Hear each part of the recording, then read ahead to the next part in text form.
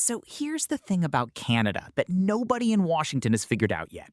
Trump can shout, Trump can threaten, and we just don't flinch anymore. We stopped a year ago, and that's what's eating him alive. His whole strategy is simple.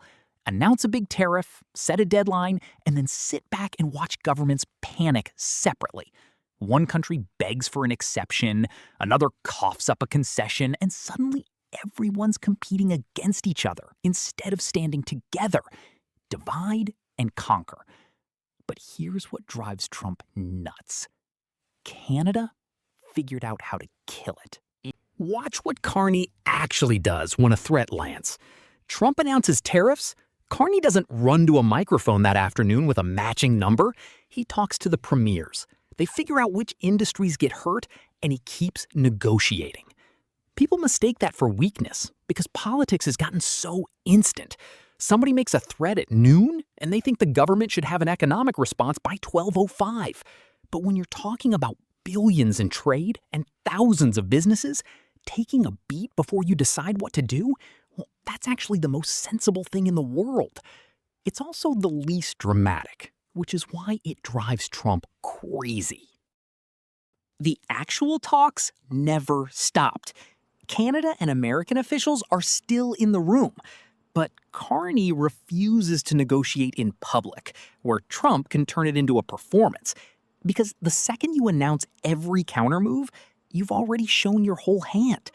Trump's game depends on urgency, rush you so you fold before you think. And the way you beat a bully who's trying to rush you is you take your time. You don't fold before the negotiation even starts. Here's a perfect example. For months, Washington demanded Canadian provinces put American alcohol back on their shelves.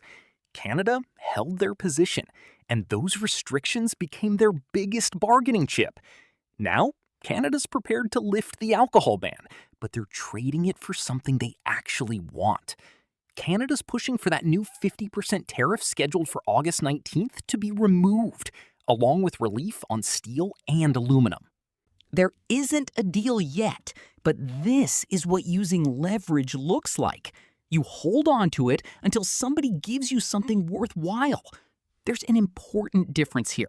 Canada isn't saying, fine, Trump complained, put the bourbon back. Canada is using it to get what they need. Now, here's where it gets genuinely smart. Prime Minister Carney pushed back hard on cutting off oil shipments to the United States. Politically, it sounds amazing, until you realize it would wreck Canada's reputation as the most dependable energy supplier on Earth. And that reputation is worth billions. If Europe and Asia are going to sign 20-year contracts with us, they have to believe we'll still deliver when governments disagree. You don't build that trust by threatening to turn off taps the second somebody annoys you, because then you're just Trump with worse weather. So the strategy is keep your leverage, protect your reputation, diversify your customers, and don't let any single threat from Washington decide what you do next. It's not flashy, it's not dramatic, but it does show you can win a fight you can't afford to lose. And that's the exact opposite of Trump's act tough for the cameras routine. Here's what the world is learning from Canada. You don't beat Trump by becoming Trump. You don't need a louder insult or a faster threat. What you need is options. Other customers and allies who understand that letting one country get isolated today makes it easier to isolate someone else tomorrow. Trump creates urgency. Canada uses time. Trump tries to isolate countries. Canada keeps building relationships. Trump wants everybody responding to whatever he says each morning. Carney just keeps bringing the conversation back to where Canada wants to be years from now. It's simple, yet effective. So the next time Trump stands on a stage and calls us nasty, remember what's actually happening. He's shouting at a country that stopped listening.